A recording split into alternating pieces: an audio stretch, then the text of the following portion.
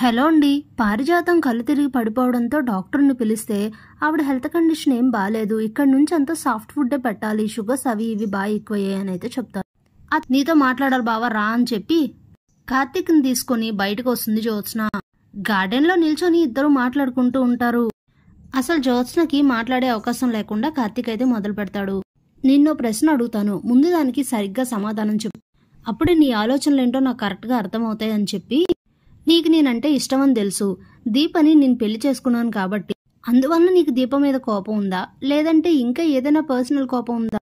నిన్ను చూస్తుంటే ఆ ఒక్కటే నీలో ఉన్నట్లేదు, ఇంకేదో పాత పగ పెట్టుకొని సాధిస్తున్నట్టుంది, చెప్పు అని అడిగితే ఇక జ్యోత్స్న తన మనసులో చాలా సతమతం అయిపోతుంది. అంటే దీప పుట్టుక గురించి నాకు తెలుసో తెలీదో టెస్ట్ చేస్తున్నావా, ఇప్పటికీ నీకు తెలుసో తెలీదో అని నేను ఇంకా కంగారు పడుతున్నా అని ఆలోచిస్తూ, అవును బావా ఉంది, తను నన్ను షూట్ చేసి చంపాలనుకుంది, మా డాడీని షూట్ చేసింది, ఇంకేం కావాలి అని అంటే, అది ఇంకా ప్రూవ్ అవ్వలేదంటాడు కార్తీక్.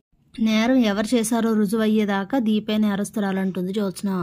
అది సరే గాని ఏమైంది నీకు, ఎందుకు అత్తని మావయ్యని విడదీయాలనుకుంటున్నావు, ఎందుకు వాళ్ళిద్దరి మధ్య గొడవలు పెడుతున్నావు అని అంటే, వాట్ యు మీన్, వాళ్ళు నా పేరెంట్స్, వాళ్ళ మధ్య నేనెందుకు గొడవలు పెడతాను అని అంటే, జ్యోత్స్న నాకు నీ గురించి బాగా తెలుసు, నువ్వేదో అనుకుంటే ఏదో చేస్తున్నావు, నీకు దీపం మీద ఉన్న కోపంతో, దీపం మీద అత్తకున్న కోపాన్ని యూజ్ చేసుకుంటూ అత్త మావయ్యల మధ్య గొడవలు పెడుతున్నావు, నువ్వు దమ్ముంటే ముందు అది ఒప్పుకో, నేనే ఇదంతా చేశానని ఒప్పుకో అని అంటే, ఇక జ్యోత్స్న అవును నేనే చేశాను, నేనే కావాలని వాళ్ళిద్దరి మధ్య గొడవలు పెడుతున్నాను అనేది చెప్తుంది.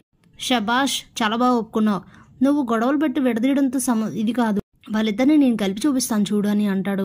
అది నీ తరం కాదు బావా అని అంటుంది జ్యోత్స్న. పక్కాగా నేను కలిపి చూపిస్తాను, నీకు ఫస్ట్ వాళ్ళిద్దరిని దగ్గర చేసి చూపిస్తాను, ఆ తర్వాత నీ సంగతి ఏంటో తేలుస్తాను అని చెప్తాడు కార్తీక్. ఏంటి ఛాలెంజ్ చేస్తున్నావా అని అడిగితే, అవును ఛాలెంజే చేస్తున్నాను, ఓపెన్ ఛాలెంజ్ చేస్తున్నాను, దసరా ఇంకా చాలా టైం ఉంది కానీ నీకు మాత్రం దసరా నవరాత్రులు మొదలయ్యాయి, ఒక్కో రోజు ఒక్కో అవతారం ఎత్తుతాను, నీకు మాత్రం మామూలుగా ఉండదు జ్యోత్స్న, కాసుకో అని చెప్పేసి అక్కడి నుంచి వెళ్ళిపోతాడు.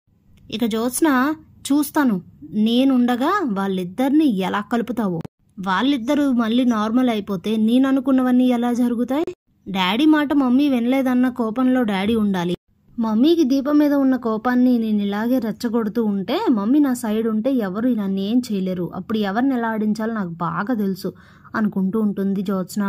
Thanks for watching.